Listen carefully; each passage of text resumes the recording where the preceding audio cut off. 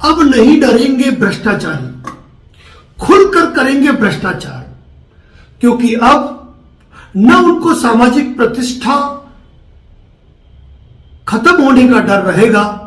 न अपने नाम और फोटो अखबार में आने का डर रहेगा। नमस्कार साथियों, advocate Narendra Joshi YouTube channel और फेसबुक पेज पर आपका हार्दिक स्वागत है। साथियों, आज हम उस एसीबी की बात कर रहे हैं जिसे एंटी करप्शन ब्यूरो कहा जाता है। राजस्थान में पिछले कई सालों से एंटी करप्शन ब्यूरो ने जिस तरीके से काम किया है, बड़े से बड़े आईएएस ऑफिसर, आईपीएस ऑफिसर और अधिकारियों को रंगे हाथ रिश्वत लेते हुए गिरफ्तार किया है, आज उसी एसीबी के लिए लोगों के मन में सवाल उठने लगे। बातें बनने लगी है कि आखिर एसीबी के नए मुखिया नियुक्त होते ही आखिर ऐसा क्या हुआ कि उन्होंने भ्रष्टाचारियों के नाम और उनके फोटो अखबार में पब्लिश नहीं करने का आदेश दे दिया। एसीबी के मुखिया श्री प्रियदर्शी जी ने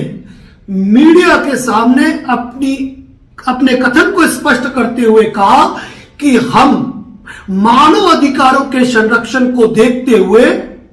केवल विभाग का नाम और उस व्यक्ति के पद का नाम ही देंगे, उस व्यक्ति का नाम और फोटो उजागर नहीं किया जाएगा। सोचने की बात है, विगत सालों में एसीबी ने कई बड़े से बड़े अधिकारियों को ट्रैप करते हुए अपनी पारदर्शिता और अपनी कार्यशैली पर जनता को एक नया भरोसा, एक नया आयाम दिलाया है। राजस्थान, जहां आज की तारीख में लोगों को प्रशासनिक व्यवस्थाओं पर, पुलिस व्यवस्थाओं पर उनका भरोसा उठ चुका है, वहीं जब एक आम व्यक्ति के साथ कोई भी सरकारी महकमे का अधिकारी जब रिश्वत मांगता है तो उसके दिमाग में एक ही सवाल आता है कि मैं एसीबी में शिकायत दूं। और होता क्या है, एक जन सामान्य की शिकायत पर एसीबी तगड़ी कार्रवाई करती है, उस व्यक्ति को रंगे हाथ गिरफ्तार करती है, रंगे नोट उसके हाथ में थमाती है और अरेस्ट किया जाता है। यह बात अलग है कि अरेस्ट करने के बाद उस व्यक्ति को जमानत मिल जाती है, सरकार द्वारा अभियोजन स्वीकृति नहीं दी जाती है लंबे समय तक, और कोर्ट में केस नहीं चल पाते लंबे समय तक, और इसी के चलते किसी केस के निस्तारण में कभी 10 साल, 15 साल तो 20 साल भी लग जाते हैं।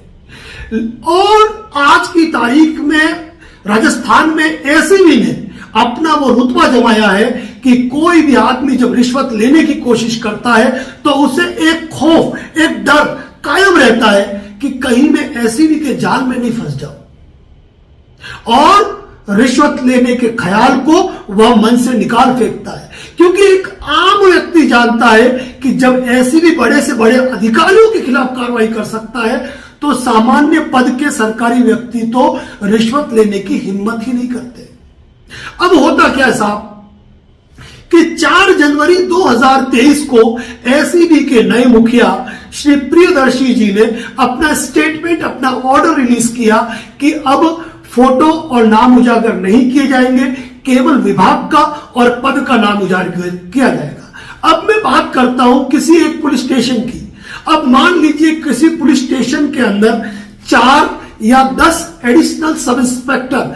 असिस्टेंट सब इंस्पेक्टर तैनात है, या किसी थाने के अंदर 2 या 3 एसआई तैनात है। अब उस विभाग का नाम इन्होंने बता दिया, पद का नाम बता दिया, और जन सामान्य तक जब यह खबर पहुंचेगी तो हर एक व्यक्ति एक दूसरे को शंका की दृष्टि से देखेगा। एक आम व्यक्ति उस पद को शंका की दृष्टि से देखने लग जाएगा। और सबसे बड़ी बात कि हर व्यक्ति ये जानता है कि भले ही मैं रिश्वतखोरी में पकड़ा गया हूं, भ्रष्टाचार में पकड़ा गया हूं, कोर्ट में मेरा मुकदमा सालों चलेगा, मैं निकल भी जाऊंगा साक्ष्य के आधार पे, अच्छे वकील के आधार पे, तथ्यों के आधार पर, क्रॉस एग्जामिनेशन के आधार पर निकलने के चांस है मेरे। तो जब उस व्यक्ति का नाम और फोटो अखबार में प्रकाशित होता है तो उसकी सामाजिक प्रतिष्ठा प्रभावित होती है, वह लोगों की नजरों में आता है, और यही कारण है कि अपनी सामाजिक प्रतिष्ठा को, अपनी क्षति को, अपने नाम को, अपने पद को गौरव में रखने के लिए कोई भी सरकारी अधिकारी रिश्वत लेने के नाम से डरता है, क्योंकि एसीबी आएगी और ट्रैक कर लेगी। लेकिन जब एसीबी द्वारा इस प्रकार का आदेश जारी किया गया तो फिर वही याद आती है वसुंधरा राजे सरकार की बात, कि वसुंधरा सरकार में भी इसी तरह का अध्यादेश पारित करने की बात हुई थी और अध्यादेश लाया भी गया था। जब गहलोत सरकार भी इसी मुद्दे पर है और जब वसुंधरा सरकार में भी यही मुद्दा है, तो क्या हम भ्रष्टाचारियों को नया संरक्षण देने जा रहे हैं? क्योंकि पिछले कुछ वर्षों से राजस्थान के अंदर एसीबी ने जिस तरीके से काम किया है, भ्रष्टाचारियों की तो मानो पेबंद ही लग गई है, उनके ऊपर एक पाबंदी लग गई है और एक डर, एक खौफ और एक अनजाना भय उनके ऊपर कायम है कि यदि हमने कोई भ्रष्टाचार किया तो एसीबी हमको गिरफ्तार कर लेगी और दूसरे दिन हमारा नाम अखबारों की हेडलाइन में छपेगा और इलेक्ट्रॉनिक मीडिया पर तो उसी दिन हम आ जाएंगे। तो कुल मिलाकर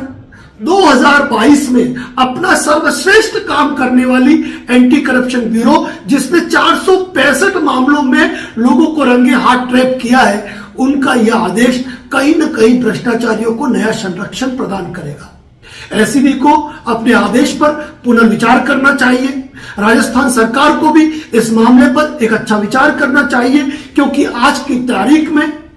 अगर राजस्थान की जनता को विश्वास है तो केवल और केवल एंटी करप्शन ब्यूरो पे, जिसने अपनी कार्यशैली को पूरी ईमानदारी के साथ किया है और जनता के अंदर, सरकार के अंदर एक नई मिसाल कायम की है कि एंटी करप्शन ब्यूरो जब तक है तब तक भ्रष्टाचारी अपने कदम नहीं बढ़ा पाएंगे। और कुछ भ्रष्टाचारी अगर ऐसा करते हैं तो एंटी करप्शन ब्यूरो की जो मार उन पे पड़ती है, दूसरे दिन जो अखबार की सुर्खियां बनते हैं, तो रिश्वत लेने के नाम से उनकी रूह कांपती है। तो ऐसे मामले में मैं यही कहूंगा कि एंटी करप्शन ब्यूरो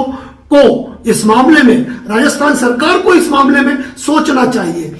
जब एक सरकारी व्यक्ति, जिससे कि सरकार के सारे बेनिफिट उसको मिलते हैं, वह सरकार का नुमाइंदा है, वह एक पब्लिक सर्वेंट है जो पब्लिक का काम करने के लिए अपॉइंट है, अगर वह रिश्वत की डिमांड करता है तो निश्चित रूप से कठोर कार्रवाई होनी चाहिए। और क्यों नहीं उनका नाम अखबार में आना चाहिए, क्यों नहीं उनके फोटो प्रकाशित होने चाहिए? बोलना तो पड़ेगा, बोलना पड़ेगा, क्योंकि राजस्थान पुलिस में जब कभी दो पक्षों के बीच में विवाद होता है तो शांति भंग के मामले में जिनको गिरफ्तार किया जाता है, सीआरपीसी दंड प्रक्रिया संहिता की धारा 107 और 151 कहती है कि सीआरपीसी दंड प्रक्रिया संहिता की धारा 107, 151 कहती है कि यह कानून केवल निरोधात्मक कानून है। किसी व्यक्ति का आपराधिक रिकॉर्ड कायम नहीं होता है जब 107 और 151 के अंतर्गत उन लोगों के नाम, फोटो